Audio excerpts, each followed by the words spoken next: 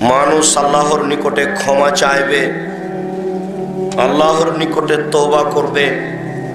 এটা একটা মানুষের জীবনে গুরুত্বপূর্ণ কাজ।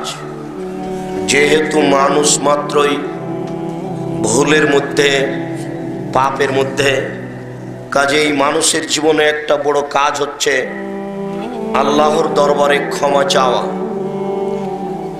মানুষ যদি আল্লাহর দরবারে কেঁদে ক্ষমা চায় তাহলে আল্লাহ তার উপরে খুশি হন, আল্লাহ তাকে মাফ করে দেন। মূসা আলাইহিস সালাম একটি ভুল করে আল্লাহর দরবারে ক্ষমা চেয়েছিলেন। দুইজন মানুষ রাস্তার পাশে মারামারি করছিল। মূসা আলাইহিস সালাম একজনের পক্ষে হয়ে এক থাপ্পড় দিয়ে একজন লোককে মেরে ফেলেছিলেন। সেই দিন থেকে মূসা আলাইহিস সালাম বলতেছিলেন, রব্বি ইন্নী যালামতু নাফসি ফাগফিরলি, হে আমার প্রতিপালক, আমি আমার প্রতি অন্যায় করেছি, তুমি আমাকে মাফ করো। এই দোয়া তিনি মরা পর্যন্ত বলতে থেকেছেন। এরপরেও যখন তিনি বিচারের মাঠে উপস্থিত হবেন আর আমরা তার নিকটে উপস্থিত হব, তখন মূসা আলাইহিস সালাম বলবেন যে আমি তোমাদের কোনো উপকার করতে পারবো না। কেন? আমি আমার জীবনে একটা ভুল করেছি, এক থাপ্পড় দিয়ে একটা লোককে হত্যা করেছি। আমি জানি না আমার সেই পাপ ক্ষমা হয়েছে কিনা, আমি জানি না আমার যে কি হবে। আমার প্রতিপালক আমার উপরে এত রাগ করেছেন, এমন রাগ পূর্বেও করেননি, পরেও কোনোদিন করবেন না। আমার যে কি হয় তা আমি নিজেই বুঝি না। তিনি সব সময় বলতেন, রব্বিগফির ওয়ারহাম ওয়া আনতা খায়রুর রাহিমিন, হে আমার প্রতিপালক, তুমি ক্ষমা করো, তুমি দয়া করো, তুমি বড় দয়াবান, তুমি বড় ক্ষমাবান। মূসা আলাইহিস সালাম এই ভুলের পরে তিনি এই দোয়া সর্বদা বলতে থেকেছেন। আল্লাহ তাআলা আদম আলাইহিস সালামকে জান্নাতের একটি ফল খেতে নিষেধ করলেন। জান্নাতের ফল হারাম ছিল না, হালাল ছিল, বৈধ। কিন্তু আসলে আল্লাহ দেখতে চাচ্ছিলেন যে আদম আলাইহিস সালাম আমাকে মান্য করতে পারে কিনা। যখনই আদম আলাইহিস সালাম বললেন এই গাছের ফল খেও না, তখন ইবলিস সুযোগ পেল। এবার দেখা যাবে কিভাবে তাকে ফল খাওয়ানো যায়। যদি নিষেধ না করতেন তাহলে ইবলিসের এখানে কাজ থাকতো না। ইবলিস চট করে আদম আলাইহিস সালামের সামনে এসে বলছে, আমি খুব ভালো মানুষ, আমার একটা উপদেশ শোনেন, আপনাকে জান্নাতে থাকতে দেবে না, এই জন্য এই ফল খেতে নিষেধ করেছে, আপনি ফলটা খান। আমি খুব ভালো মানুষ, আমি আপনাকে উপদেশ দিচ্ছি, আপনি আমার উপদেশ গ্রহণ করুন। তারপর সরে যায়, আবার আসে, আবার বলে, আবার সরে যায়, আবার আসে, আবার বলে। এইভাবে বলতে বলতে এক পর্যায়ে আদম আলাইহিস সালাম বুঝলেন ফলটা খাওয়া হোক, তাই খেয়ে ফেললেন। যেমন ফল খেয়ে ফেললেন তেমন আল্লাহ বললেন, আমি যে ফল খেতে নিষেধ করেছি, কেন খেলে? সেই দিন থেকে আদম আলাইহিস সালাম বলা শুরু করলেন, রব্বানা যালামনা আনফুসানা, হে আমাদের প্রতিপালক, আমরা দুইজন আমাদের প্রতি অন্যায় করেছি। হে আমাদের প্রতিপালক, আমরা স্বামী স্ত্রী, আমরা দুইজন আমাদের প্রতি অন্যায় করেছি। রব্বানা যালামনা আনফুসানা ওয়া ইল্লাম তাগফির লানা ওয়া তারহামনা, আপনি যদি আমাদের দুইজনকে ক্ষমা না করেন, যদি আমাদের দুইজনের প্রতি দয়া না করেন, যদি আপনি আমাদের দুইজনকে ক্ষমা না করেন, যদি আপনি আমাদের দুইজনের প্রতি দয়া না করেন, লানাকুনান্না মিনাল খাসিরিন, তাহলে আমরা ক্ষতিগ্রস্ত পাপীদের অন্তর্ভুক্ত হয়ে যাব। এই দোয়া আদম আলাইহিস সালাম মরা পর্যন্ত বলেছেন। আপনি পাপ করার পরে ক্ষমা তো চান না, আর চাইলেও মনে করেন যে এতদিন পর্যন্ত ক্ষমা হলো না, আর কত দোয়া চাইব, আর কত ক্ষমা চাইব। বিচারের মাঠে যখন আমরা আদম আলাইহিস সালামের কাছে উপস্থিত হব, আমরা উপস্থিত হয়ে বলবো ইন্নাকা আদম আবুন নাস, আপনি হচ্ছেন আদম, আপনি হচ্ছেন মানুষের পিতা।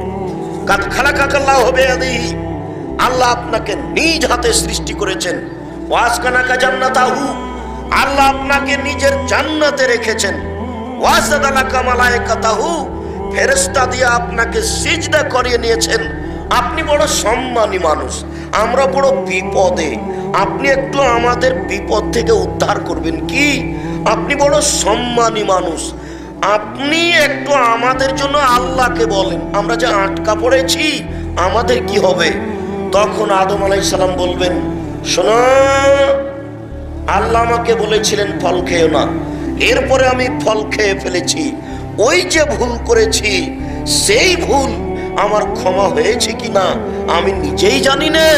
আমার প্রতিপালক আমার প্রতি রাগ করেছেন, যে রাগ করেছেন এই রাগ পূর্বে কোনোদিন করেননি, ভবিষ্যতেও কোনোদিন করবেন না।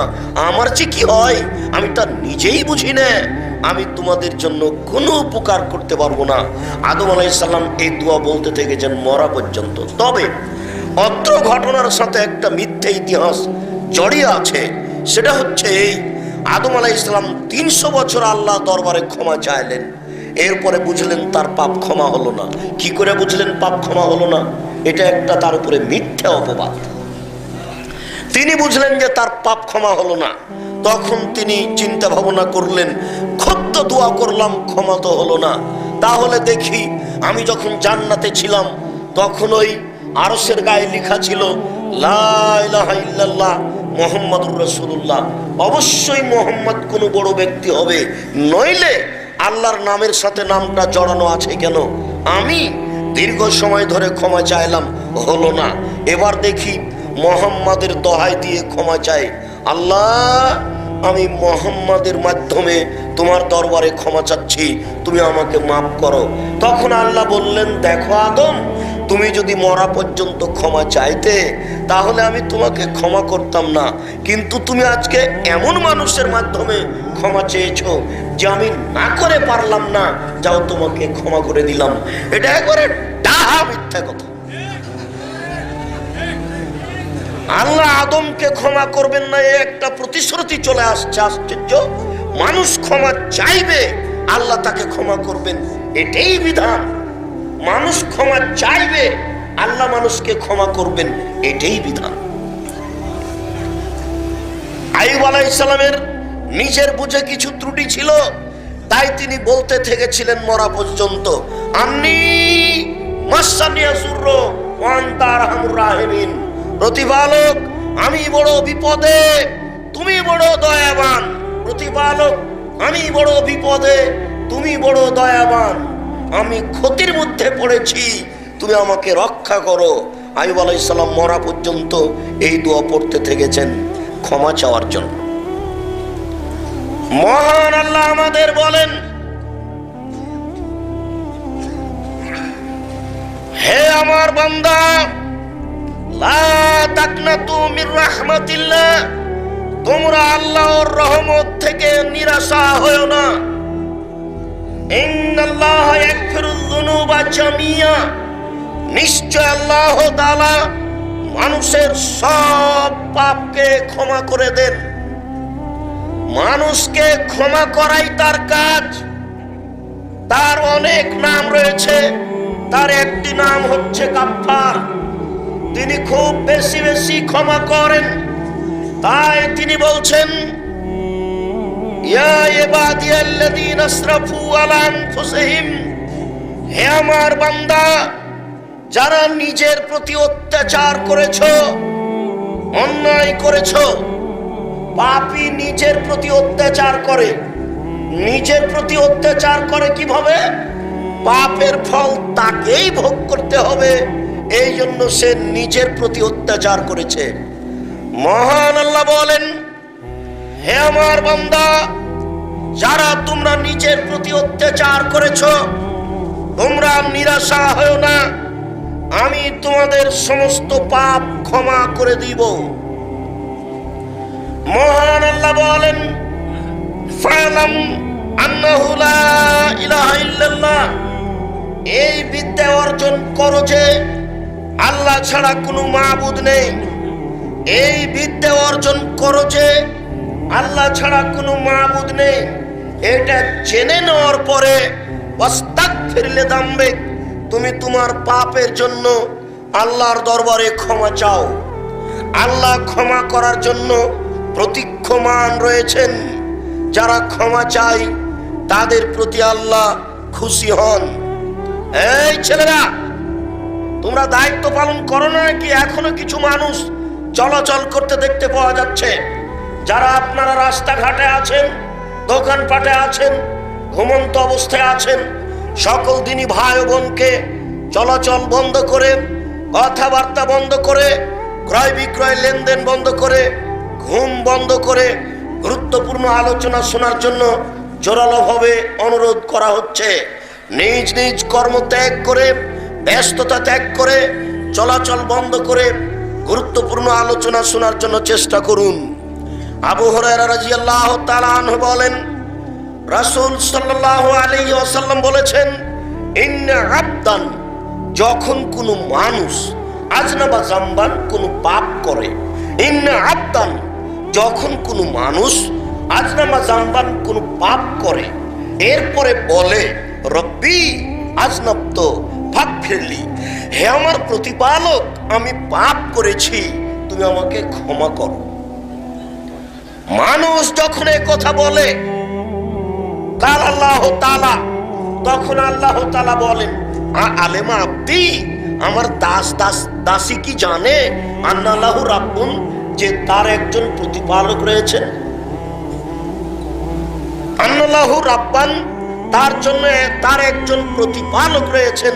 আমার দাসী কি জানে যে তার একজন প্রতিপালক রয়েছেন। ইয়াগফিরুয যামবা, যিনি পাপকে ক্ষমা করতে পারেন, ওয়ায়াখযু বিহি, যিনি শাস্তি দিতে পারেন। আমার দাসী কি জানে যে তার একজন প্রতিপালক রয়েছেন, যিনি ক্ষমা করতে পারেন, যিনি শাস্তি দিতে পারেন। যদি জেনে শুনে আমাকে বলে থাকে কাদ গাফারতু লাহু, আমি তাকে মাফ করে দিলাম। সুমা মাকাশা মাশাআল্লাহু তাআলা, এরপরে ওই দাসী থাকলো, থাকে দিন যায়, থাকে দিন যায়, থাকে দিন যায়, আজনাবা জামবান, হঠাৎ আবার পাপ করে বসলো। পাপ করার পরে বলল, রব্বি, হে আমার প্রতিপালক, আজনাবতু, আমি পাপ করেছি, ফাগফিরহুলি, তুমি আমার ওই পাপ ক্ষমা করে দাও। তখন আল্লাহ তাআলা বলেন, কার আল্লাহ তাআলা? আল্লাহ তাআলা বলেন, আলেমা আব্দি, আমার দাসী কি জানে আন্নাল্লাহু রাব্বান, তার একজন প্রতিপালক রয়েছেন, ইয়াগফিরুয যামবা, যিনি পাপ ক্ষমা করতে পারেন, ওয়ায়াখযু বিহি, যিনি শাস্তি দিতে পারেন। জেনে শুনে কি বলছে? যদি জেনে শুনে বলে থাকে কাদ গাফারতু লাহু, আমি তাকে মাফ করে দিলাম। সুমা মাকাশা মাশাআল্লাহু তাআলা, এরপরে থাকে দিন যায়, থাকে দিন যায়, রাত্রি যায়, থাকে দিন যায়, রাত্রি যায়, ফাজনাবা জামবান, আবার কোনদিন পাপ করে বসলো। পাপ করার পরে বলে, রব্বি, হে আমার প্রতিপালক, আজনাবতু, আমি পাপ করেছি, ফাগফিরহুলি, তুমি আমার ওই পাপ ক্ষমা করে দাও। তখন আল্লাহ তাআলা বলেন, আলেমা আব্দি, আমার দাসী কি জানে আন্নাল্লাহু রাব্বান, তার একজন প্রতিপালক রয়েছেন, ইয়াগফিরুয যামবা, যিনি ক্ষমা করতে পারেন, ওয়ায়াখযু বিহি, যিনি শাস্তি দিতে পারেন। যদি জেনে শুনে বলে আমি ক্ষমা করতে পারি, এটা যদি জেনে শুনে বলে আমি শাস্তি দিতে পারি, এটা যদি জেনে শুনে বলে কাদ গাফারতু লাহু, আমি তাকে মাফ করে দিলাম। আমি এইভাবে তাকে মাফ করতে থাকবো যতদিন পর্যন্ত আমাকে জেনে শুনে বলবে। তার জীবনে যদি শতবার এরকম ঘটে যায়, শতবার যদি আমাকে বলে, আমি তাকে শতবার ক্ষমা করব। দেশবাসী, পৃথিবীর মানুষ, রাসূলের এই বাক্য দ্বারা উল্টা কিছু বুঝবেন না, যে তাহলে মানুষ পাপ করতে থাকবে, ক্ষমা চাইতে থাকবে, তাহলে পাপ করুক আর ক্ষমা করুক। এটা মূলত বলা উদ্দেশ্য নয়। এটা মূলত বলা উদ্দেশ্য যে আল্লাহর বড় দয়ায় আপনি নিরাশা হবেন না। আল্লাহর বড় দয়ায় আপনি নিরাশা হবেন না। আল্লাহর বড় দয়ায় আপনি নিরাশা হবেন না। এটা মূলত আল্লাহ তাআলা দেখাতে চাচ্ছেন। আনাস রাদিয়াল্লাহু তাআলা আনহু বলেন, রাসূল সাল্লাল্লাহু আলাইহি ওয়াসাল্লাম বলেছেন, কুল্লু বানি আদম খাত্তা, প্রত্যেক আদম সন্তানই পাপী। আদম সন্তান পাপ করে না এরকম কোন মানুষ পৃথিবীতে নেই। আল্লাহর নবী বলেছেন, আত্তাকিও আন্নাকিও, পরহেজগার সেই ব্যক্তি যার ভিতরে চারটে জিনিস নেই। আল্লাহর নবী বলেছেন, পরহেজগার সেই ব্যক্তি যার ভিতরে চারটে জিনিস নেই। এক, লাইস মাফিহে, পাপ নেই। পাপ নেই এমন মানুষ পৃথিবীতেই নেই। তাহলে আল্লাহ রাসূল বললেন যে পাপ নেই। পাপ নেই মানে পাপ হলেই ক্ষমা চাই, এই ব্যক্তির পাপ নেই। ওয়ালা বাগিয়ে, যার সীমা লঙ্ঘন নেই। চারটে জিনিস নেই যার, সেই হলো পরহেজগার। এক, পাপ নেই যার, মানে পাপ হলেই ক্ষমা চাই। দুই, ওয়ালা বাগিয়ে, সীমা লঙ্ঘন নেই যার। বড় সীমা লঙ্ঘন, তার বাড়িটাই দখল করে নিলেন জোর করে। ছোট সীমা লঙ্ঘন, মরিচ কিনছিলেন, দাঁড়িপাল্লা হয়ে গেছে, 100 মরিচ নেবেন, একটা মরিচ হাতে আছে, এই মরিচটা কোথায় রাখবেন? যদি আপনার পাল্লায় রাখেন তাহলে আপনি সীমা লঙ্ঘনকারী, যদি আপনার ব্যাগে রাখেন আপনি সীমা লঙ্ঘনকারী। এই মরিচটা ওই লোকের ডালিতে তার পাল্লায় রেখে দিতে হবে, আপনি নিজের ভিতরে নিতে পাবেন না। যদি নেন তাহলে এটা হবে সীমা লঙ্ঘন। তিন, ওয়ালা গিল্লা, আমানতের খিয়ানত নেই যার, সেই হলো পরহেজগার।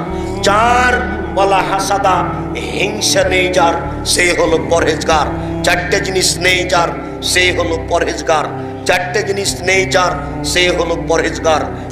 এক, পাপ নেই যার। দুই, সীমা লঙ্ঘন নেই যার। তিন, আমানতের খেয়ানত নেই যার। চার, হিংসা নেই যার। অত্র হাদিসে একটি বাক্য রয়েছে, পাপ নেই যার। পাপ নেই কার? পাপ সবার আছে। তাহলে আল্লাহ রাসূল বলছেন, আদম সন্তান প্রত্যেকেই পাপী। পাপ নেই যার, কিভাবে তাহলে হলো? পাপ হলে ক্ষমা চাই, এই ব্যক্তির পাপ নেই। আল্লাহর নবী বলছেন, খায়রুল খাত্তাইনাত তাওয়াবুন, সবচেয়ে ভালো পাপী হচ্ছে ওই ব্যক্তি যে ব্যক্তি পাপ করে ক্ষমা চায়। তো পাপী তো সবাই, ভালো কে? পাপী তো সবাই, ভালো কে? বিভিন্ন দিক দিয়ে মানুষ পাপ করে। কেউ জেনা করে, কেউ চুরি করে, কেউ ডাকাতি করে, কেউ গীবাত করে, কেউ বদনাম করে, কেউ পরনিন্দা করে, নানান ভাবে মানুষ পাপ করে। মানুষের পাপের অসংখ্য পথ। যেমন আপনি এমনিতে বড় পাপী, এই যে প্যান্টটা টাকনুর নিচে রেখেছে, আপনি একজন মহা পাপী, অথচ এতে আপনার কোনো নাই, ইচ্ছা নেই। ইচ্ছা নেই মানে এটা যে পাপ, এটা আমি করছি, এটা আপনি বুঝেন না, এটা আপনার একটা গতি। অথচ এটা এত বড় পাপ, এটা এত বড় পাপ, এটা এত বড় পাপ, যাদের সাথে আল্লাহ কিয়ামতের মাঠে কথাই বলবেন না। আল্লাহর নবী বলছেন, ইন্না লিল্লাহি মিআ রাহমা, আল্লাহর নিকটে ছিল 100টি দয়া। আল্লাহর নিকটে ছিল 100টি দয়া। আনজালা মিনহা রাহমাতান ওয়াহিদা, তার একটি দয়া আল্লাহ মানুষের মাঝে, জিনের মাঝে, পশু প্রাণীর মাঝে ভাগ করে দিয়েছেন। একটি দয়ার ভাগ পেয়ে মানুষ তার মেয়েকে আদর করে চুমা খায়। একটি দয়ার ভাগ পেয়ে মানুষ তার ছেলেকে আব্বু বলে ডাকে। একটি দয়ার ভাগ পেয়ে গাভী তার বাচ্চাকে জিভা দিয়ে চাটে। একটি দয়ার ভাগ পেয়ে মুরগি তার বাচ্চাকে আদর করে ডাকে। একটি দয়ার ভাগ পেয়ে বাঘ তার বাচ্চাকে আদর করে ডাকে। একটি দয়ার ভাগ পেয়ে সাপ তার বাচ্চাকে আদর করে ডাকে। আল্লাহ তাআলা 99টি দয়া নিজের কাছে রেখেছেন। ইয়ারহামু বিহা আলা ইবাদিহি ইয়াউমাল কিয়ামা, এই 99টা দয়া দিয়ে আল্লাহ বিচারের মাঠে তার বান্দাকে ক্ষমা করবেন। এর পরেও তিন শ্রেণীর মানুষের সাথে কথা বলবেন না, তারা কত বড় পাপী। তার এক শ্রেণীর মানুষ হচ্ছে টাকনুর নিচে পায়জামার লুঙ্গি পরে যারা। মানুষ বিভিন্ন ভাবে পাপ করে, তার একটা পাপ যেটা মানুষ সহজেই করে, কিছুই মনে করে না, আল মুসবিল আল মান্নান, দ্বিতীয় পাপটা মানুষ কিছুই মনে করে না, সেটা একটা স্বাভাবিক। সেটা কি? খোটা দেওয়া। রাজশাহী চাঁপাই নবগঞ্জের ভাষাতে অন্যা দেওয়া, তুলনা দেওয়া, খোটা দেওয়া। বুঝতে পারলেন কিনা? একটা মানুষকে 10,000 টাকা কর্জ দিয়েছেন, তারপরে একটা কাজ করতে বলেছেন, করেনি, চট করে বলে ফেললেন যে 10,000 টাকা কালকে দিলাম, এই উপকারটা ভুলে গেলে। একই বলা হয় তুলনা দেওয়া। আপনি এটাকে কিছুই মনে করেন না, চট করে বলে ফেললেন, অথচ এটা এত বড় পাপ যে বিচারের মাঠে আল্লাহ আপনার সাথে কথা বলবেন না। আর তৃতীয় পাপ হচ্ছে আল মুনাফিকু সিলাতাহু বিল হালাফিল কাযিব, মিথ্যা কথায় ব্যবসা করা। প্রায় মানুষই মিথ্যা কথায় ব্যবসা করে। প্রায় মানুষই বলে যে আল্লাহর কসম এই কাপড়টা এত টাকাতে কিনা আছে, এমনিতেই বলে ফেলছে। মিথ্যা কথায় ব্যবসা করে যারা, তাদের সাথে আল্লাহ কথা বলবেন না। শুনুন, রাসূল সাল্লাল্লাহু আলাইহি ওয়াসাল্লাম বলেন, কুল্লু বানি আদম খাত্তা, আদম সন্তানের প্রত্যেকেই পাপী। খায়রুল খাত্তাইনা তাওয়াবুন, সবচেয়ে ভালো পাপী ওই যে ব্যক্তি পাপ করে ক্ষমা চায়। সবাই পাপী, তাহলে ভালোকে? যে ব্যক্তি আল্লাহর দরবারে ক্ষমা চায়, বারবার বলে আস্তাগফিরুল্লাহ ওয়া আতুবু ইলাইহি, আস্তাগফিরুল্লাহ ওয়া আতুবু ইলাইহি, আস্তাগফিরুল্লাহ ওয়া আতুবু ইলাইহি। আল্লাহ তোমার কাছে ক্ষমা ভিক্ষা চাই, তোমার কাছে ফিরে যেতে চাই। আল্লাহ তোমার কাছে ক্ষমা ভিক্ষা চাই, তোমার কাছে ফিরে যেতে চাই। আল্লাহ তোমার কাছে ক্ষমা ভিক্ষা চাই, তোমার কাছে ফিরে যেতে চাই। আয়েশা রাদিয়াল্লাহু তাআলা আনহা বলেন, এই ছেলেরা, আচ্ছা আমাদের কি ছেলেরা দেখে না নাকি এই যে লোকগুলো এমনি হেঁটে বেড়াচ্ছে, এভাবে হাঁটছে কেন? তাহলে কি এদেরকে দেখার কোনো ব্যবস্থা নেই? আয়েশা রাদিয়াল্লাহু তাআলা আনহা বলেন, ইন্নাল আবদা ইযা তারাফা সুম্মা তাবা তাবাল্লাহু আলাইহি, যখন কোনো মানুষ তার পাপকে স্বীকার করে মেনে নেয়, যখন কোনো মানুষ আল্লাহর দরবারে তার পাপকে স্বীকার করে মেনে নেয়, ও তাবা, তারপরে তওবা করে। তওবা কি? অনুতপ্ত সহকারে আর কোনোদিন পাপ করব না, একটা দৃঢ়তা নিয়ে কান্নার স্বরে আল্লাহকে বলে আস্তাগফিরুল্লাহ ওয়া আতুবু ইলাইহি, আল্লাহ তোমার কাছে ক্ষমা ভিক্ষা চাই, তোমার নিকট ফিরে যেতে চাই। রব্বি ইন্নী যালামতু নাফসি ফাগফিরলি, হে আমার প্রতিপালক, আমি পাপ করেছি, তুমি আমাকে ক্ষমা করো।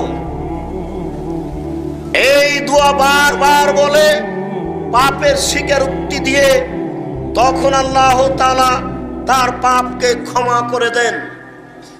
আবু হুরায়রা রাদিয়াল্লাহু তাআলা আনহু বলেন, রাসূল সাল্লাল্লাহু আলাইহি ওয়াসাল্লাম বলেছেন, ইয়া আইয়ুহান নাস তুবু ইলাল্লাহ, হে মানুষ, তোমরা আল্লাহর নিকটে তওবা করো। ওয়াইন্নী আস্তাগফিরুল্লাহ ফিল ইয়াউমি মিয়া মাররা, আমি মুহাম্মদ সাল্লাল্লাহু আলাইহি সাল্লাম দিনে আল্লাহর দরবারে 100 বার বলি আস্তাগফিরুল্লাহ ওয়া আতুবু ইলাইহি, আস্তাগফিরুল্লাহ ওয়া আতুবু ইলাইহি, আস্তাগফিরুল্লাহ ওয়া আতুবু ইলাইহি। ওয়া ফি রিওয়ায়াতিন, অন্য এক বর্ণনা রয়েছে, আমি বলি আস্তাগফিরুল্লাহ ওয়া আতুবু ইলাইহি আকসারা মিন 70 মাররা, 70 বারেরও বেশি। আমি মুহাম্মদ সাল্লাল্লাহু আলাইহি সাল্লাম দিনে এই বাক্যটি 70 বারেরও বেশি বলি। অন্য এক বর্ণনায় তিনি বলছেন, আমি এই বাক্যটি দিনে 100 বার বলি আস্তাগফিরুল্লাহ ওয়া আতুবু ইলাইহি, আস্তাগফিরুল্লাহ ওয়া আতুবু ইলাইহি। 100 বার 70 বার এটা মূলত হিসাব নয়, যার যত সম্ভব, যে যত পারে সেই তত আল্লাহর দরবারে বলবে আস্তাগফিরুল্লাহ ওয়া আতুবু ইলাইহি।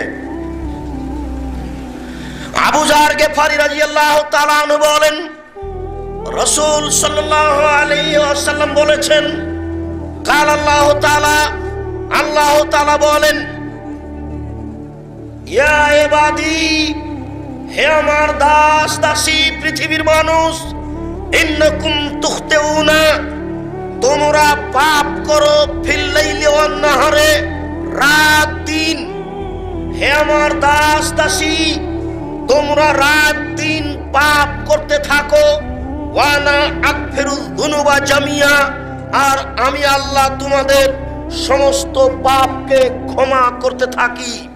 ফাস্তাগফিরুনি ফাগফির লাকুম, অতএব তোমরা আমার দরবারে ক্ষমা চাও, আমি তোমাদেরকে ক্ষমা করে দিব। আদম সন্তান, তোমরা রাত দিন পাপ করো আর আমি তোমাদের সব পাপ ক্ষমা করে থাকি। তোমরা আমার নিকটে ক্ষমা চাও, আমি তোমাদের পাপ ক্ষমা করে দিব। তোমরা আমার নিকটে ক্ষমা চাও, আমি তোমাদের পাপ ক্ষমা করে দিব। আবু হুরায়রা রাদিয়াল্লাহু তাআলা আনহু বলেন, রাসূল সাল্লাল্লাহু আলাইহি ওয়াসাল্লাম বলেছেন, ইন্নাল্লাহা ইয়াবসুতু ইয়াদাহু ফিল লাইলি, আল্লাহ তাআলা রাতে এইভাবে হাত খান তার বাড়িয়ে দেন। আল্লাহ তাআলা রাতে তার দুই হাতকে বাড়িয়ে দেন। আল্লাহ তাআলা রাতে হাত বাড়িয়ে দেন এবং বলেন, তোমরা ক্ষমা চাও। লেকাই ইয়াতুবু মুসিউল লাইলে মুসিউন নাহারে, রাতে হাত বাড়ান যাতে করে দিনের পাপীরা আল্লাহর দরবারে ক্ষমা চায়। ওয়ায়াবসুতু ইয়াদাহু ফিল নাহারে, আল্লাহ তাআলা দিনে এইভাবে হাত বাড়িয়ে থাকেন। লেকাই ইয়াতুবু মুসিউল লাইলে, যেন রাতে যারা পাপ করেছে তারা দিনে ক্ষমা চায়। যারা রাতে পাপ করেছে তারা দিনে ক্ষমা চাইবে, যারা দিনে পাপ করেছে তারা রাতে ক্ষমা চাইবে। আর আমি এইভাবে হাত বাড়িয়ে বলছি, তোমরা ক্ষমা চাও, আমি তোমাদের ক্ষমা করব। তোমরা ক্ষমা চাও, আমি তোমাদের ক্ষমা করব। রাত দিন বলে আল্লাহ তাআলা বললেন, দিন রাত আমি প্রস্তুত রয়েছি তোমাকে ক্ষমা করার জন্য। দিন রাত আমি প্রস্তুত রয়েছি তোমাকে ক্ষমা করার জন্য। তুমি আমার কাছে ক্ষমা চাও। ক্ষমা চাই কে? আবু হুরায়রা রাদিয়াল্লাহু তাআলা আনহু বলেন, রাসূল সাল্লাল্লাহু আলাইহি ওয়াসাল্লাম বলেছেন, ইয়ানজিলু রাব্বুনা তাআলা ইলা সামাই দুনিয়া হিনা ইয়াবকা সুলুসুল লাইলিল আখির, যখন রাতের 3 ভাগের 1 ভাগ বাকি থাকে, রাতের 3 ভাগের 2 ভাগ পার হয়ে গেছে, 1 ভাগ বাকি আছে। 1টার পরে, 2টার পরে, 3টার পরে, এরকম সময়ে ইয়ানজিলু রাব্বুনা তাআলা ইলা সামাই দুনিয়া, আল্লাহ তাআলা সপ্তম আকাশ থেকে এই প্রথম আকাশে নেমে আসেন। জনৈক ব্যক্তি জিজ্ঞাসা করলো, আব্দুর রাজ্জাক সাহেব, একদিন আপনি বক্তব্যে বুঝিয়েছিলেন যে 7টা জমিন 7টা আকাশ এইভাবে আছে। প্রথম জমিন হচ্ছে একটা ফুটবল, এই প্রথম জমিনটাকে দ্বিতীয় জমিনের মধ্যে ঢুকিয়ে দেওয়া হয়েছে। দ্বিতীয় জমিন হচ্ছে একটা বড় ফুটবল।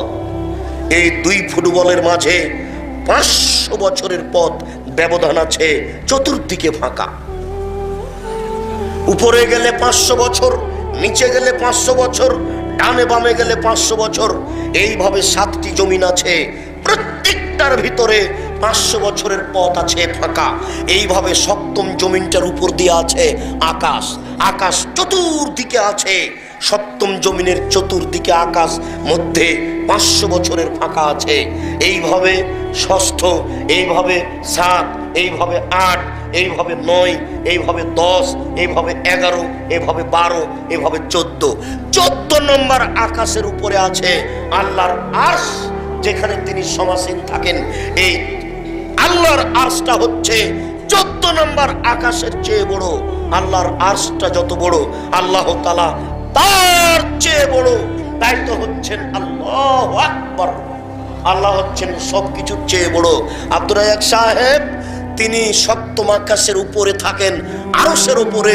এই বিশাল আকৃতির সৃষ্টিকর্তা প্রথম আকাশে নেমে আসবেন কিভাবে? যদি এইভাবে বলেন তাহলে আপনি আল্লাহকে নিজের মতো বুঝে নিলেন। অথচ আল্লাহ তাআলা বলছেন, লাইসা কামিসলিহি শাই, আল্লাহ যে কার মতো তা মানুষ জানে না। আল্লাহর হাত আছে, পা আছে, চোখ আছে, কান আছে, এই কথা ঠিক। এখনই শুনলেন আল্লাহ হাত বাড়িয়ে দেন, হাত না থাকলে বাড়াবেন কি করে? বহুদিন শুনেছেন আল্লাহ বিচারের মাঠে জাহান্নামকে বলবে, জাহান্নাম তুমি কি পূর্ণ? তখন জাহান্নাম বলবে আর কি কিছু আছে? তখন আল্লাহ তার পাখানাকে জাহান্নামে ঢুকিয়ে দিবেন। তখন জাহান্নাম বলবে কাত কাত কাত, যথেষ্ট যথেষ্ট যথেষ্ট। তাহলে বোঝা যাচ্ছে আল্লাহর পা আছে, আল্লাহর হাত আছে, এ কথা ঠিক। পা আছে এ কথা ঠিক, কান আছে এ কথা ঠিক, চোখ আছে এ কথা ঠিক, কিন্তু লাইসা কামিসলিহি শাই, কার মতো এটা মানুষ জানে না, তার মতো। অতএব তিনি সপ্তম আকাশের উপরে থাকেন তার মতো, প্রথম আকাশে নেমে আসেন তার মতো, আমার আপনার মতো নয়। যারা বলে আল্লাহ সর্বত্র বিরাজমান, তাদের আকীদা ভালো নয়, তাদের আকীদা ঠিক নয়, তাদের আকীদা সংশোধন করতে হবে। আল্লাহ সব জায়গায় থাকেন না, আল্লাহ থাকেন সপ্তম আকাশের উপরে। সবাই বলে যখন তখন যে যাই করো উপর আল্লাহ জানছে, তাহলে তারও ধারণা আল্লাহ উপরে আছেন। শুনুন, আল্লাহ তাআলা প্রত্যেক রাতের শেষে যখন 3 ভাগের 2 ভাগ পার হয়ে যায়, ওই সময়ে তিনি সপ্তম আকাশ থেকে প্রথম আকাশে নেমে আসেন। নেমে এসে বলেন মায়াদুনি ফাস্তাজিবা লাহু, কে আমাকে ডাকে আমি তার ডাকে সাড়া দিব। মায়াস্তাগফিরুনি ফাগফির লাহু, মায়াসালুনি ফাউতিয়াহু, কে আমার কাছে কিছু চাই, যে যা চাই আমি তাকে তাই দিয়ে দিব। মায়াস্তাগফিরুনি ফাগফির লাহু, কে আমার কাছে ক্ষমা ভিক্ষা চাই আমি তাকে ক্ষমা করে দিব। আল্লাহ তাআলা সপ্তম আকাশ থেকে প্রথম আকাশে নেমে এসে ফজর পর্যন্ত এইভাবে চিৎকার করতে থাকেন, আদম সন্তান কে আমাকে ডাকে আমি তার ডাকে সাড়া দিব, কে আমার কাছে কিছু চাই, যে যা চাই আমি তাকে তাই দিয়ে দিব, কে আমার কাছে ক্ষমা চাই আমি তাকে ক্ষমা করে দিব। দুঃখজনক হলেও সত্য, আদম সন্তান বড় নিমুখ হারাম। টিভিটা বন্ধ করেছে রাত 2টায়, ঘুম থেকে উঠে রাত সকাল 8টায়। কত তার নোংরা নীতি! এই জন্য আল্লাহ রাসূল বলেছেন এশার সালাতের পরে ঘুমিয়ে যেতে হবে। এশার সালাতের পরে ঘুমিয়ে গিয়ে রাত 2টায় 3টায় উঠে আল্লাহকে ডাকতে হবে, বলতে হবে রব্বি ইন্নী যালামতু নাফসি ফাগফিরলি, হে আমার প্রতিপালক আমি ভুল করেছি, তুমি আমাকে মাফ করো। রব্বিক ফিরলি বলে বলে দাইয়া, হে আল্লাহ তুমি আমাকে মাফ করো, আমার বাপ মাকে মাফ করো। রব্বানা আতিনা ফিদ দুনিয়া হাসানাতাও ওয়া ফিল আখিরাতি হাসানা ওয়া কিনা আযাবান নার, হে আল্লাহ তুমি আমাকে ইহকালে কল্যাণ দাও, পরকালে কল্যাণ দাও, তুমি জাহান্নাম থেকে বাঁচাও। আল্লাহুম্মা গফির লিআবি ওয়ারফা দারজাতাহু ফিল মাহাদিন ওয়াফসালাহু ফি কবরিহি ওয়া নাব্বির লাহু ফিহি, আল্লাহ তুমি আমার বাপকে ক্ষমা করো, তাকে উচ্চ মর্যাদা দান করো, তুমি তার কবরকে প্রশস্ত করো, তুমি তার কবরকে আলোকিত করো। এই রাতে উঠে 2টায় উঠে 3টায় উঠে আল্লাহর দরবারে 2 রাকাত সালাত আদায় করে বারবার বলতে থাকেন নিজের জন্য, ছেলে মেয়ের জন্য, রব্বির হামহুমা কামা রব্বায়ানি সাগীরা, হে আমার প্রতিপালক তুমি আমার বাপ মাকে দেখো এইভাবে যেভাবে আমাকে বাল্য অবস্থায় দেখেছিল।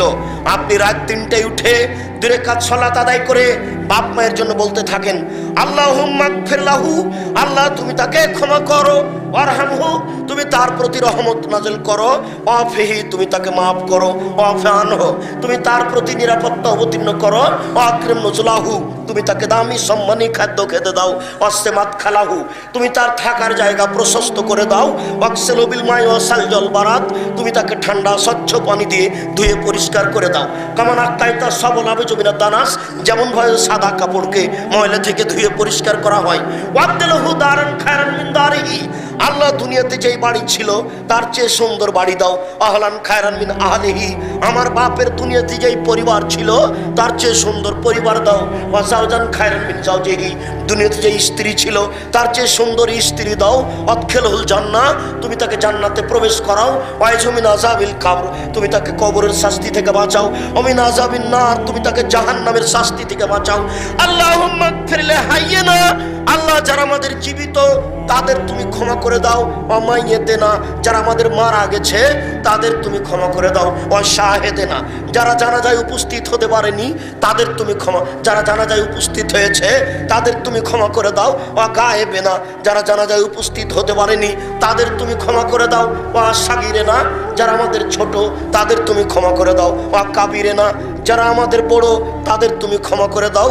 দাকারে না, যারা আমাদের পুরুষ তাদের তুমি ক্ষমা করে দাও। সানা, যারা আমাদের মহিলা তাদের তুমি ক্ষমা করে দাও। এইভাবে আপনি দোয়া পড়তে থাকেন। ওখানে জানাজা শব্দটা আমি লাগালাম, ওটা এমনিতেই বলে ফেলেছি। আপনি বাংলা এমনি অনুবাদ আপনাকে দেখালাম। আপনি রাতে উঠে যখন দোয়া করবেন এই দোয়া পড়তে থাকবেন বাপ মায়ের জন্য, যারা মারা গেছে তাদের জন্য। এই কথাই আল্লাহ তাআলা বলছেন, আদম সন্তান তুমি সপ্তম আকাশ থেকে নিচে আকাশে নেমে এসে আমার দরবারে ক্ষমা চাও, আমি তোমাকে ক্ষমা করার জন্য প্রতীক্ষমান রয়েছে।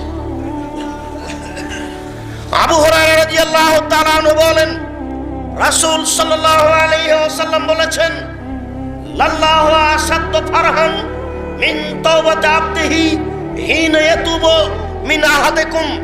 নিশ্চয় আল্লাহ তাআলা কোন ব্যক্তি যখন আল্লাহর দরবারে তওবা করে তখন তার উপরে খুশি হয়ে যান ওই ব্যক্তির চেয়ে। শুনুন, নিশ্চয় আল্লাহ তাআলা কোন ব্যক্তি যখন তওবা করে তার উপরে খুশি হয়ে যান ওই ব্যক্তির চেয়ে। নিশ্চয় আল্লাহ তাআলা কোন ব্যক্তি যখন তওবা করে তার উপরে খুশি হয়ে যান ওই ব্যক্তির চেয়ে। কোন ব্যক্তি? কানা আলা রাহিলাতিহি ফি আরজিন ফালাত, যে ব্যক্তি ছিল তার আরোহীর উপরে একটা বিশাল ফাঁকা জায়গায়, তার সওয়ারির উপরে ছিল একটা বড় ফাঁকা জায়গায়। ফানফালাতাত মিনহু, হঠাৎ করে তার ওই সওয়ারিতে, তার ওই বাহনটা তার থেকে পালিয়ে গেল। ওয়ালাইহা তামুহু ওয়া শারাবুহু, ওই বাহনের উপরে ছিল তার খাদ্য, তার পানি। সে চিন্তা করলো এখন আমি পায়ে হেঁটে যেতে পারবো না আমার বাড়ি, 10 দিন লাগবে যেতে, কথার কথা। 10 দিন আমি না খেয়ে বাঁচবো না। 15 দিন লাগবে যেতে, কথার কথা। 15 দিন তো আমি না খেয়ে বাঁচবো না। এমন একটা ফাঁকা জায়গায় রয়েছি যে আমি এখন না খেয়ে বাড়ি পর্যন্ত পৌঁছিতে পারবো না। খাদ্য আর পানি উটের উপরে আছে, খাদ্য এবং পানি বাহনের উপরে আছে। সে বাহন পালিয়ে গেছে, আমার এখন বাঁচার পথ কি? ফা আয়েশা মিনহা, সে ব্যক্তি বাহন থেকে গেল, উট থেকে নিরাশা হয়ে গেল। ফা আতা সাজারাতান, সে একটা গাছের পাশে আসলো। ফাস্তাজা ফিজিল্লেহা, সেই গাছের ছায়ার নিচে শুয়ে গেল। সেই গাছের পাশে আসলো, গাছের নিচে আসলো এবং গাছের ছায়ার নিচে শুয়ে গেল। ও আয়েশা মিন রাহিলাতিহি, এবং তার বাহন থেকে, সে তার সওয়ারি থেকে নিরাশা হয়ে গেল। নিরাশা হয়ে সে পড়ে আছে, শুয়ে আছে। ফাবাইনামা কাজালেক, এইভাবে থাকতে থাকতে ফায়জাহা কায়েমাতুন ইনদাহু, হঠাৎ করে ওই বাহনটা পাশে দেখে দাঁড়িয়ে আছে। হঠাৎ করে ওই বাহন পাশে দাঁড়িয়ে আছে। ফা খাজা খেতামা, চট করে সে তার ফা খাজা খেতামাহা, সে চট করে তার লাগামটা ধরে নিল। লাগামটা ধরে নিয়ে বলছে, আল্লাহুম্মা, হে আল্লাহ, ইন্নাকা আব্দি ওয়া আনা রাব্বু, হে আল্লাহ, আমি হচ্ছি তোমার প্রতিপালক আর তুমি হচ্ছ আমার দাস। হে আল্লাহ, আমি হচ্ছি তোমার প্রতিপালক আর তুমি হচ্ছ আমার দাস। ফাত্তা ফি সিদ্দাতিল ফারহে, সে খুশিতে বাক্য উল্টিয়ে দিয়েছে। এই লোকটা যত খুশি হয়েছে তার বাহন পেয়ে, মানুষ যখন তওবা করে আল্লাহ তার উপরে এর চেয়ে অনেক অনেক অনেক বেশি গুণে খুশি হন। কি দিয়ে বুঝায় আপনাকে তওবা ইস্তেগফার? কি দিয়ে বুঝায় আপনাকে ক্ষমা চাওয়ার পথ? যদি হাদিসটা বুঝাতে পারতাম তাহলে জাতি তার পাপের জন্য আল্লাহর কাছে ক্ষমা চাইতো, তাহলে মানুষ তাহলে পাপ ছেড়ে দিয়ে আল্লাহর দরবারে ক্ষমা চাইতো। যারা অত্যাচার করেছে, নবীর নামে বদনাম করেছে, তারা অন্তত বন্ধ করে আল্লাহর দরবারে ক্ষমা চাইতো। কিন্তু তারাকে আমরা জানাতে পারলাম না, তারাও জানতে পারলো না, এমনি পশুর মতো থেকে গেল, দিন কাটাচ্ছে। এই ধরনের বহু মানুষ যাদেরকে কাছে আমরা দাওয়াত পৌঁছাতে পারলাম না। এই হাদিস 1400 বছর থেকে হাদিসেই পড়ে থাকলো, আমরা জাতির সামনে পেশ করতে পারলাম না। আবার আপনাকে ভালো করে বোঝানোর চেষ্টা করি। শুনুন, এই লোকটা বাহন পেয়ে, এই লোকটা তার সওয়ারি পেয়ে, এই লোকটা তার উটটাকে পেয়ে এত খুশি হয়েছে, খুশির কারণে বাক্য উল্টে দিয়েছে। বাক্য উল্টে দিয়ে বলছে, হে আল্লাহ, তুমি আমার দাস আর আমি তোমার প্রতিপালক। এই লোকটা যেমন বাক্য উল্টে দিয়েছে, মানুষ যখন তোবা করে এই লোকটা যত খুশি হয়েছে, আল্লাহ তার উপরে তার চেয়ে বেশি খুশি হন। মানুষ যদি এই হাদিস বুঝতো, তাহলে আল্লাহর দরবারে যখন তখন বলতো আস্তাগফিরুল্লাহ ওয়া আতুবু ইলাইহি, আস্তাগফিরুল্লাহ ওয়া আতুবু ইলাইহি, আস্তাগফিরুল্লাহ ওয়া আতুবু ইলাইহি। কিন্তু মানুষকে উপযুক্তভাবে এই হাদিস জানাতে বুঝাতে পারলাম না। আবু সাঈদ খুদরি রাদিয়াল্লাহু তাআলা আনহু বলেন, রাসূল সাল্লাল্লাহু আলাইহি ওয়াসাল্লাম বলেছেন, কানা রাজুলুন ফি বানি ইসরাইল, বানি ইসরাইলের যুগে অনেক দিন আগে একটা লোক ছিল, হাজার হাজার বছর আগে একটা লোক ছিল, কাতালা তিসাতাতিসিনা ইনসানান, সে 99টা মানুষকে হত্যা করেছিল। বানি ইসরাইলের যুগে একটা লোক ছিল, সে 99টা লোককে হত্যা করেছিল। একটা লোককে হত্যা করলে এত পাপ হয়, সারা পৃথিবীর মানুষকে হত্যা করে যত পাপ হয়। একটা মানুষকে হত্যা করে অত পাপ হয়, সারা পৃথিবীর মানুষকে হত্যা করে যত পাপ হয়। যারা এই সরকারি পর্যায়ে আছে, নেতা নেত্রী সহ, এমপি মন্ত্রী সহ, ওসি দারোগা পুলিশ, কেউ শরীয়ত বুঝে না। এরা প্রায় সব জাহেল, এরা সব প্রায় মূর্খ। কারো বোধগম্য নেই, হিতাহিত জ্ঞান নেই, বোধোদয় নেই। মানুষের যে একটা মান মর্যাদা আছে কেউ বুঝতে চায় না।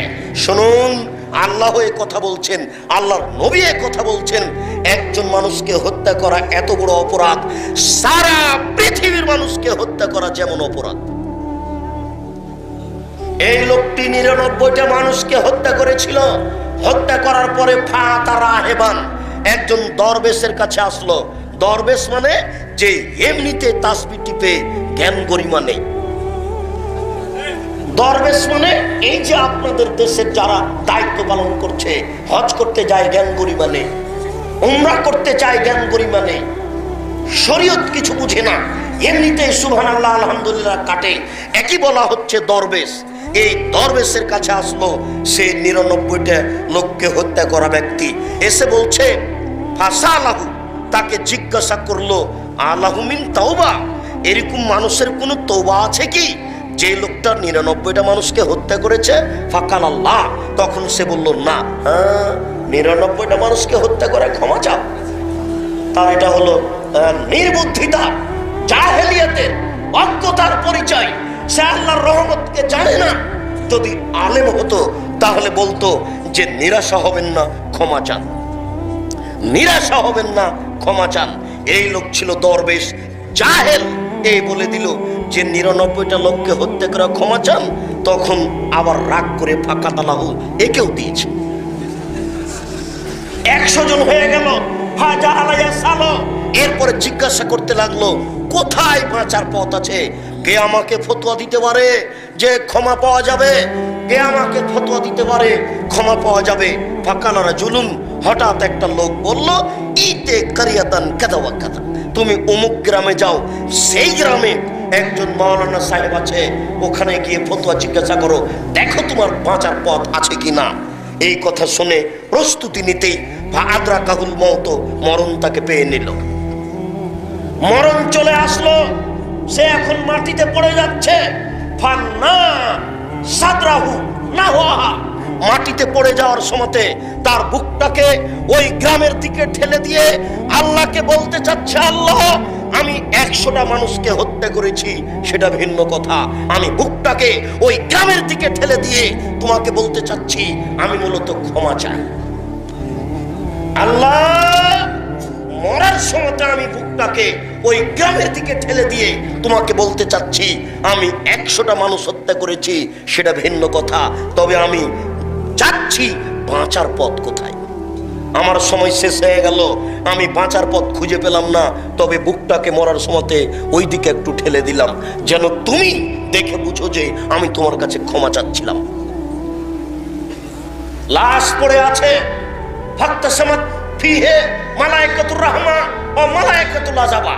জাহান্নামের ফেরেশতা আর জান্নাতের ফেরেশতা উভয় ফেরেশতা এসে হইচই লাগিয়ে দিল, একে জাহান্নামে নিয়ে যেতে হবে, একে জান্নাতে নিয়ে যেতে হবে।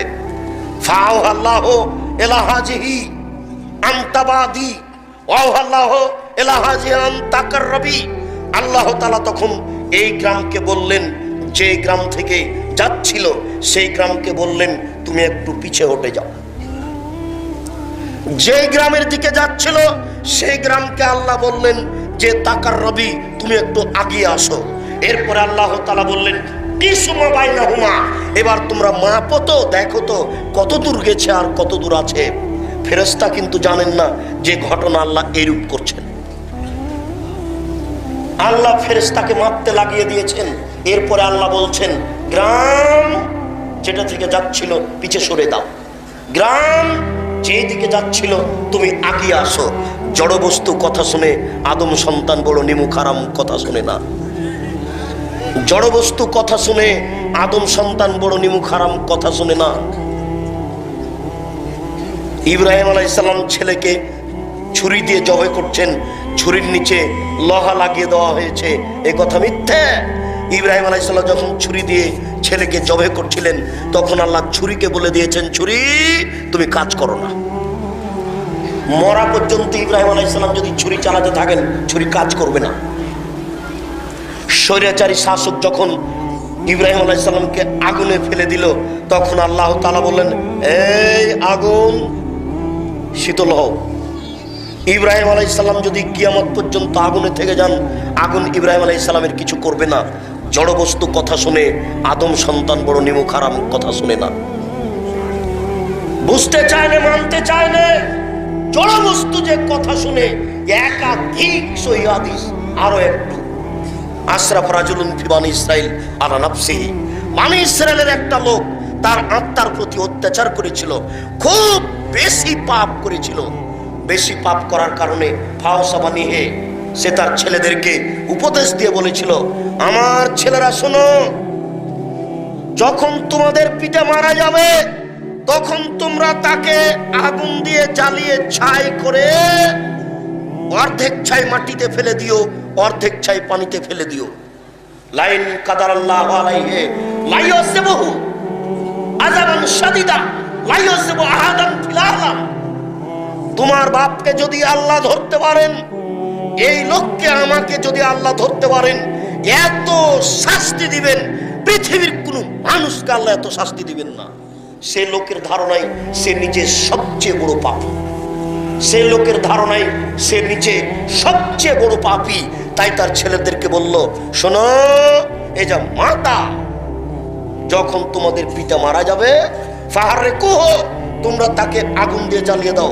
ফাজরু নিসফাহু ফিল বাররি ওয়া নিসফাহু ফিল বাহরি, অর্ধেক ছাই পানিতে ফেলে দাও, অর্ধেক ছাই মাটিতে ফেলে দাও। এ জামাতা ফাফালু মা মারাহুম।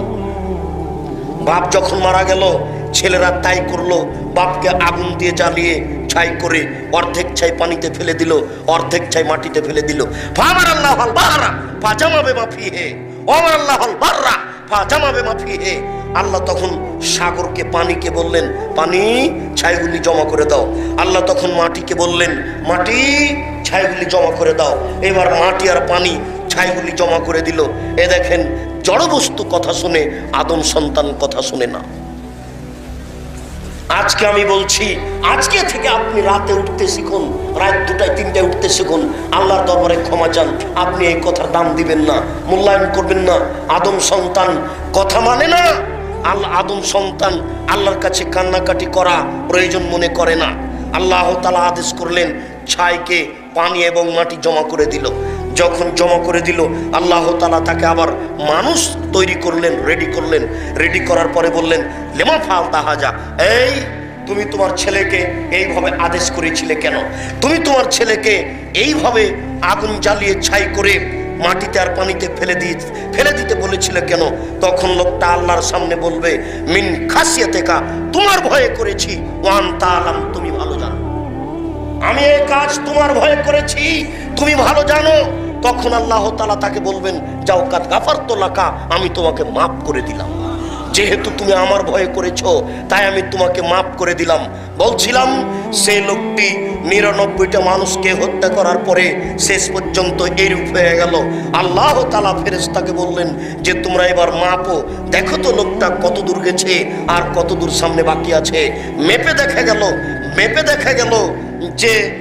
দেখা গেল ফাওয়াজেদা ইলা হাজিহি আকরাবা বিশরিন, অর্ধ হাত বেশি চলে গেছে।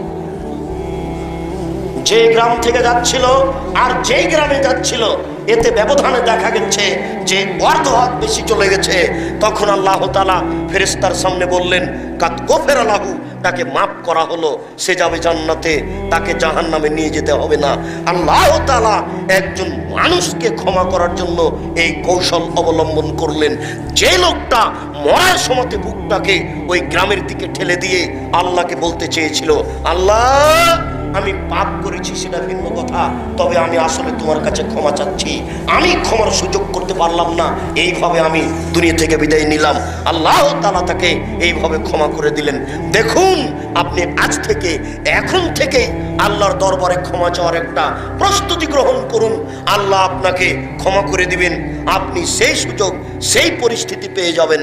বলছিলাম সাদ্দাদ ইবনে আউস ইবনে সাদ্দাদ রাদিয়াল্লাহু তাআলা আনহু বলেন রাসূল সাল্লাল্লাহু আলাইহি সাল্লাম বলেছেন সাইয়্যিদুল ইস্তিগফার, একুল আব্দ, ক্ষমা চাওয়ার জগতে সবচেয়ে গুরুত্বপূর্ণ দোয়া, ক্ষমা চাওয়ার জগতে সবচেয়ে দামি দোয়া, ক্ষমা চাওয়ার সর্দার, ক্ষমা চাওয়ার জগতে সবচেয়ে গুরুত্বপূর্ণ দামি দোয়া আল্লাহ রাসূল বলছেন যে বান্দা বলে সেটা হচ্ছে আল্লাহুম্মা আনতা রাব্বি, হে আল্লাহ তুমি আমার প্রতিপালক, লা ইলাহা ইল্লা আনতা, তুমি ছাড়া কোনো মাবুদ নেই, খালাক্তানি, তুমি আমাকে সৃষ্টি করেছো, ওয়া আনা আবদুক, আমি হচ্ছি তোমার দাস, ওয়া আনা আলা আহদিক, আমি তোমার অঙ্গীকারের উপরে রয়েছি, ওয়াদাকা মাস্তাতাতু, আমি এই ওয়াদা এই অঙ্গীকার সম্ভবপর বহাল রাখার চেষ্টা করব।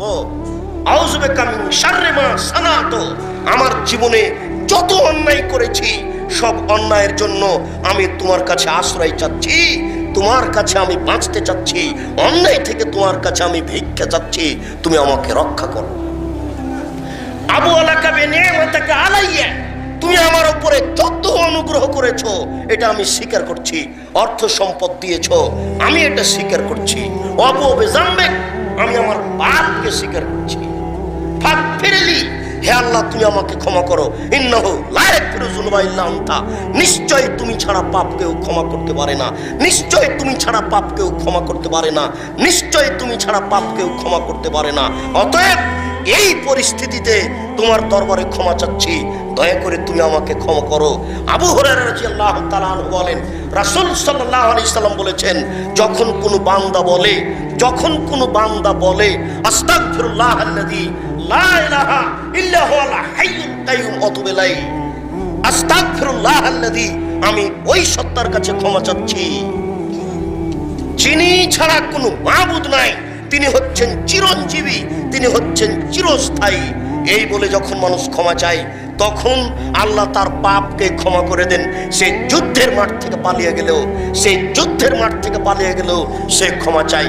শুনুন সম্মানিত উপস্থিতি, নিরাশার কিছু নেই। আনাস রাদিয়াল্লাহু তাআলা আনহু বলেন রাসূল সাল্লাল্লাহু আলাইহি সাল্লাম বলেছেন, আল্লাহ তাআলা বলেন ইয়া ইবনে আদম, হে আদম সন্তান, আল্লাহ তাআলা বলেন ইয়া ইবনে আদম, হে আদম সন্তান, মা দাওয়াতানি ওয়া রাজাউতানি, যতক্ষণ পর্যন্ত তুমি আমার কাছে ক্ষমা চাও এবং আশা রাখো, তুমি যতক্ষণ পর্যন্ত আমার কাছে ক্ষমা চাও এবং আশা রাখো, ফাস্তাগফিরুনি, তুমি আমার কাছে ক্ষমা চাও, গাফারতু লাকা, আমি তোমাকে ক্ষমা করে দিলাম, ওমা উবালি, আমি পরোয়া করি না তুমি কত বড় পাপী, তুমি আমার কাছে ক্ষমা চাও, আমি তোমাকে ক্ষমা করে দিব, আমি পরোয়া করি না তুমি কত বড় পাপী, তুমি আমার কাছে ক্ষমা চাও, তোমাকে ক্ষমা করে দিব, আমি পরোয়া করি না তুমি কত বড় পাপী। মহান আল্লাহ বলেন আরেকটি বাক্য, ইবনে আদম লাউ বালাগাত যুনুবুকা আনানাস সামায়ে, যদি তোমার পাপ বেশি হতে হতে হতে হতে আকাশ পর্যন্ত পৌঁছে যায়, যদি তোমার পাপ বেশি হতে হতে হতে হতে আকাশ পর্যন্ত পৌঁছে যায়, তারপরে যদি তুমি আমার কাছে ক্ষমা চাও তাহলে গাফারতু লাক, আমি তোমাকে ক্ষমা করে দিব। ওয়ালা উবালি, আমি কোনো পরোয়া করি না তুমি কত বড় পাপী, আমি কোনো পরোয়া করি না তুমি কত বড় পাপী। তোমার পাপ বেশি হতে হতে যদি আকাশ পর্যন্ত পৌঁছে যায়, আমি সব পাপ ক্ষমা করে দেব। আল্লাহ তাআলা বিচারের মাঠে বলবেন, হাদিসে কুদসি, ইয়া ইবনে আদম লা আতাইতানি বিকুরাবিলার যে খাতায়া সুম্মা লাকিতানি লা তুশরিক বি লা শায়ান লা আতাইতুকা বিকুরাবিহা মাগফিরা। হে আদম সন্তান, শুনে রাখো, আজকে বিচারের মাঠে যদি আকাশ জমিন পরিমাণ পাপ নিয়ে উপস্থিত হও, হে আদম সন্তান, আজ যদি বিচারের মাঠে আকাশ জমিন পরিমাণ পাপ নিয়ে উপস্থিত হয়েছ, ওয়ালা তুশরিক বি শায়, আমার সাথে বিন্দুমাত্র শরীক করনি, তোমার শিরকের কোনো পাপ নাই, লা আতাইতুকা বিকুরাবিহা মাগফিরা, তো আমি এই পরিমাণ ক্ষমা নিয়ে উপস্থিত হলাম, যাও তোমাদের সব পাপ ক্ষমা করে দিলাম। সম্মানিত উপস্থিতি, বিচারের মাঠে শিরকের পাপ ক্ষমা হবে না। এছাড়া যদি আপনার ঈমান থাকে তাহলে আপনার পাপ ক্ষমা হবে। আপনি নিরাশা হবেন না, আজ থেকেই আল্লাহর দরবারে ক্ষমা চান এবং আশাবাদী হন। নিরাশা হবেন না, আল্লাহর দরবারে ক্ষমা চান, আল্লাহর দরবারে ক্ষমা চেয়ে কান্নাকাটি করে পাপকে দুনিয়া থেকেই মুছে নিয়ে বিদায় নেওয়ার চেষ্টা করেন। আল্লাহ আমাদের কবুল করুক, আল্লাহুম্মা আমিন।